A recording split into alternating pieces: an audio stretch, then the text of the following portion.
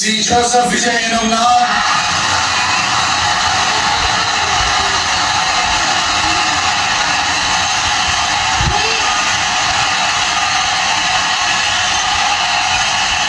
சட்டப்படி அமைக்கப்பெற்ற இந்திய அரசியல் அமைப்பின்பால் உண்மையான நம்பிக்கையும் மாறா பற்றும் கொண்டிருப்பேன் என்றும் இந்திய நாட்டின்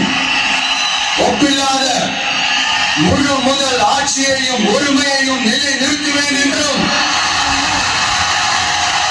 தமிழ்நாட்டு அரசின் முதலமைச்சராக உண்மையாகவும் உளச்சான்றின்படியும் என் கடமைகளை நிறைவேற்றுவேன் என்றும் அரசியல் அமைப்பிற்கும் சட்டத்திற்கும் இணங்க அச்சமும் ஒருதலை சார்பும் இன்றி